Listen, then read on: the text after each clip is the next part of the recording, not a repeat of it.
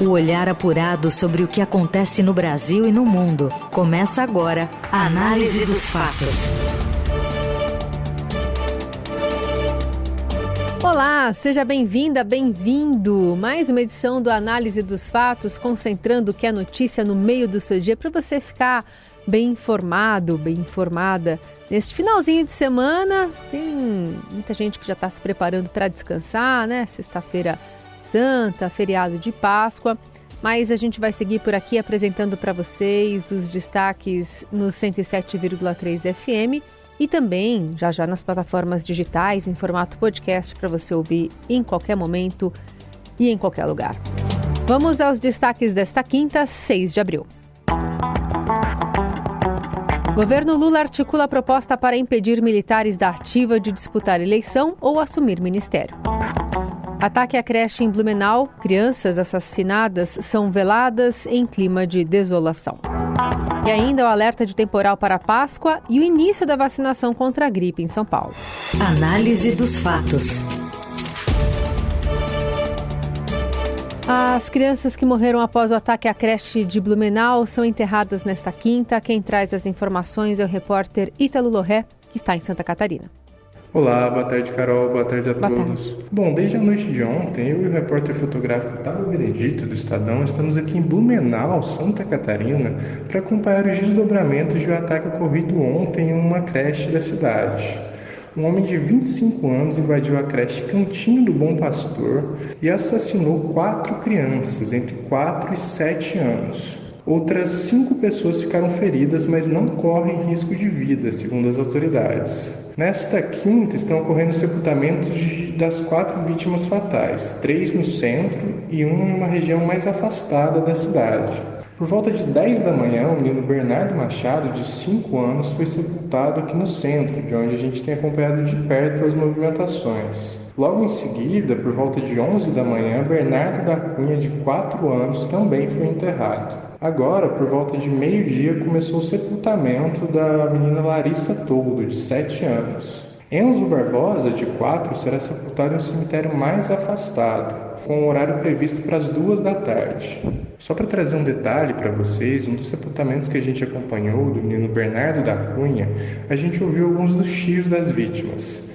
Eles nos relataram que ele era vascaíno, assim como o pai, gostava de acompanhar futebol e, além disso, era fã de Homem-Aranha. Por conta disso, o menino foi enterrado com as roupas dos super-heróis, segundo os tios. Alguns dos familiares e amigos da família também vieram com camisas e outros tipos de vestimenta com a imagem do Homem-Aranha em homenagem à vítima. Mais informações como essa, inclusive com detalhes do sepultamento, dos desdobramentos dessa tragédia, a gente apresenta lá no site do Estadão. Até mais. Obrigada, Ítalo. E dezenas de moradores da cidade catarinense foram até os cemitérios para acompanhar o início dessa despedida. Pais de alunos, moradores de Blumenau, do Vale do Itajaí, levaram velas e incensos para a frente da creche, onde houve o ataque. A comunidade também rezou em frente ao portão da escola na noite de quarta. A polícia iniciou as investigações, identificou se há, ou vai tentar identificar se há outros envolvidos, a motivação e se houve premeditação do ataque que ocorreu menos de 10 dias após uma escola em São Paulo ser alvo de um aluno adolescente que matou uma professora com golpes de faca e deixou outras 3 feridas, além de um estudante. Desde 2011, são mais de 10 escolas atacadas por criminosos no Brasil. Embora cada ataque trágico ocorrido em uma escola tenha por trás uma história e um perfil específico do agressor, especialistas são unânimes em dizer que fatores sociais e culturais existentes atualmente na sociedade brasileira podem estar relacionados ao aumento de ocorrências do tipo no país. Em entrevista à Rádio Eldorado, a professora da Unifesp, Luciene Tonheta, que lidera estudos sobre convivência na escola e violência, falou sobre o que potencializa esse tipo de tragédia. A gente ouve um trecho aqui. Nós conquistamos depois de grandes crises que nós tivemos, por exemplo, como a Segunda Grande Guerra Mundial, marcos de igualdade feminina, de inclusão da diversidade, de igualdade de gênero, de igualdade racial, tantas outras questões que nós conseguimos avanços dessa natureza, mas que estão sendo quebrados nas últimas décadas em função de pensamentos extremistas e, inclusive, que foram colocados em pautas coletivas políticas e que se transformaram em leis e em atos que transformaram a vida das pessoas, por exemplo, em possibilidades de porte de armas, em possibilidades em reiteração de que é possível sim ser machista, de que é possível sim, e isso é tolerado, é reiterado e é bonito ser melhor do que os outros, de ser branco, de ser socialmente mais aceito, ser aquele que passa a mão nas mulheres, de que faz comentários misóginos, de que faz comentários sobre a homossexualidade. Ou seja, tudo isso compreende-se como um grande potencial para entrar no imaginário coletivo e dizer que é validado coletivamente se utilizar de uma forma violenta de se resolver conflitos. Na Eldorado, análise dos fatos. O governo articula uma PEC que obriga militares a se aposentar para disputar a eleição ou assumir ministério. Quem tem informações é a repórter Vera Rosa. Oi, Vera. O Estadão dessa quinta-feira traz uma reportagem mostrando que o governo Lula tem pronta a minuta de uma proposta de emenda à Constituição que proíbe militares da ativa de assumir cargos no executivo e também de disputar eleições. Para que eles disputem eleições e assumam, por exemplo, um ministério, eles vão ter que passar para a reserva. Essa proposta vai ser apresentada por um congressista aliado do governo de centro, provavelmente no mês que vem. Vai tratar apenas desse assunto.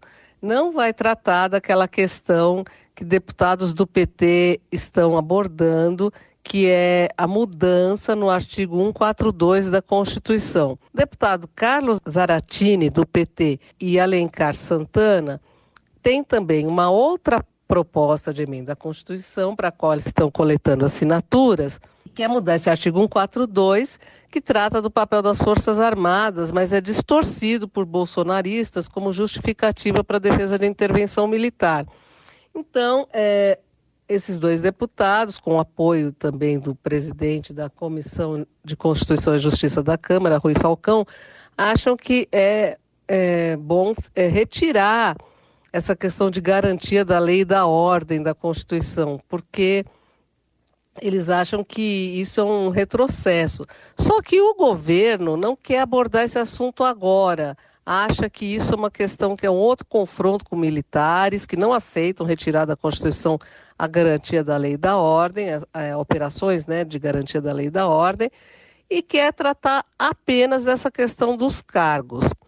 Essa minuta que foi obtida pelo Estadão, da PEC que está com o governo, determina a transferência para a reserva, a demissão, até uma licença de imediato, licença ex officio, quer dizer, uma aposentadoria imediata, mesmo sem ter o tempo de serviço, daquele militar que registrar a candidatura.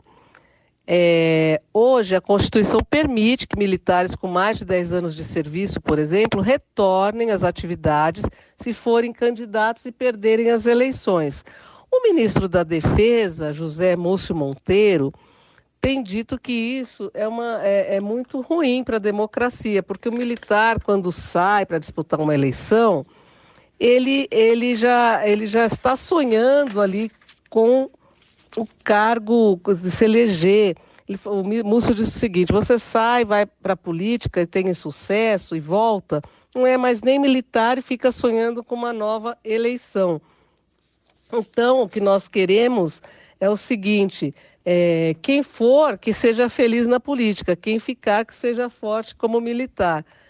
Então, essa é a proposta que vai ser apresentada, provavelmente por um aliado de um partido de centro, não pelo PT, provavelmente no mês que vem, no Congresso, uma PEC, proposta de emenda à Constituição, mas para ser apresentada, ela precisa contar com o apoio ali dos congressistas. O que acontece no Brasil e no mundo. Análise dos fatos. E o repórter José Maria Tomazella traz informações nesta quinta sobre invasões de terra durante o governo Lula.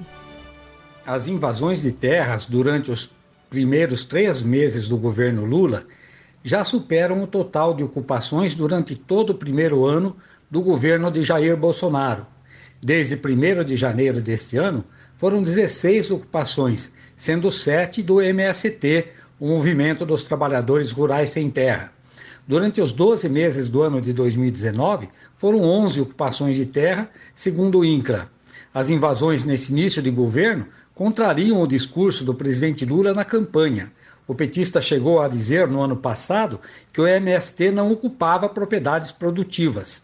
Na segunda-feira, o movimento invadiu uma fazenda de cana-de-açúcar em Timbaúba, na Zona da Mata, em Pernambuco, dando início ao Abril Vermelho, uma jornada de ocupações de terra pelo país. Novas ações estão previstas, inclusive em outros estados, rompendo uma trégua dada ao governo no início de março, com a desocupação de 3 fazendas da Suzano invadidas no sul da Bahia. O MST afirma que ocupa apenas terras que não cumprem a sua função social, mas as ações acirram os conflitos no campo. Análise dos fatos. O que acontece no Brasil e no mundo. Análise dos fatos. Voltamos com a análise dos fatos para falar sobre a Defesa Civil. Defesa Civil de São Paulo que alerta que o litoral paulista poderá ser atingido por fortes chuvas entre sexta, amanhã e segunda, durante o feriado de Páscoa. Por conta dos temporais, há risco de desabamentos, alagamentos e inundações nas áreas mais vulneráveis do leste do estado. O alerta vale também para motoristas diante do risco presente nas proximidades de rodovias. O pedido de atenção é sobretudo para as regiões da Baixada Santista, Itapeva, Litoral Norte, Vale do Paraíba, Vale do Ribeira e Serra da Mantiqueira. Na capital, região metropolitana de São Paulo, Sorocaba e Campinas, a previsão é de chuva moderada. O que acontece no Brasil e no mundo. Análise dos fatos. Secretaria de Estado da Saúde ampliou a vacinação contra a Covid com a Pfizer bivalente para pessoas entre 12 e 59 anos e que têm alguma comorbidade, por exemplo, diabetes, pneumopatias crônicas graves, hipertensão arterial, insuficiência cardíaca ou cardiopatia. A ampliação começou na quarta-feira e já a imunização contra a gripe aqui na capital vai começar na semana que vem, dia 10, para crianças e idosos. Análise dos fatos. E hoje o Morelli nos traz informações mais fresquinhas sobre o futebol. Fala, Morelli. Olá, amigos. Hoje quero falar desta quinta-feira que tem futebol. Você aí que está se preparando para a Páscoa, você aí que está na estrada, você que foi viajar ou que não esteja trabalhando, lembre que hoje tem jogos interessantes para você acompanhar de seleção e de 2 times aqui de São Paulo, Corinthians e o próprio São Paulo. Vou começar com a seleção brasileira de futebol feminino, o time da Pia. O Brasil se enfrenta lá na Inglaterra contra os donos da casa num torneio, né, que é chamado de torneio, mas é uma partida única que coloca o campeão sul-americano, o Brasil, contra o campeão europeu, a Inglaterra. Esse jogo começa às 15h45, vai ser mostrado pela TV, SBT e ESPN, então você pode acompanhar o time do Brasil feminino se preparando para o campeonato mundial que vai acontecer no meio do ano. E mais à noite, naquele horário tradicional de quinta-feira, 19 horas e depois 21 horas, você tem o Corinthians entrando em campo contra o Liverpool, não o Liverpool da Inglaterra, mas o Liverpool do Uruguai, na sua estreia na Copa Libertadores. Corinthians ficou um tempo só treinando, saiu cedo do Campeonato Paulista e agora encara essa competição sul-americana. E o São Paulo enfrenta o Tigre, rival aí tradicional, aquele campeonato de 2012 que o São Paulo ganhou, Copa Sul-Americana. Os dois times jogam fora de casa, os dois times se prepararam para esta competição. O São Paulo teve até uma conversa com torcedores lá no CT da Barra Funda, aquela coisa de cobrança, tamo junto, tudo isso. O São Paulo começa nessa competição sul-americana que para o time de Rogério Ceni é muito importante. Não é a Libertadores como o São Paulo queria, como o Rogério queria, mas é a sul-americana que pode dar aí uma competição internacional e dinheiro para o clube também. Então São Paulo e Corinthians e São Paulo jogam nesta quinta-feira e um pouquinho mais cedo, no período da tarde, tem a seleção brasileira feminina. É isso, gente. Falei, um abraço a todos, valeu! Valeu, Morelli! E o Análise dos Fatos volta amanhã, sempre ao vivo aqui na Rádio Eldorado, à 13h, depois das plataformas de podcast. Lembrando que o Felipe Moura Brasil tá de folga nesses dias, mas eu, Carolina Ercolim, fico contigo para te atualizar do que está acontecendo no Brasil e no mundo. Uma boa quinta! Você ouviu Análise dos Fatos. Você ouviu Análise dos Fatos. Se você perdeu esta edição ou quer ouvir de novo, acesse radioeldorado.com.br ou assine gratuitamente o podcast no iTunes, Google Podcast, Deezer ou Spotify.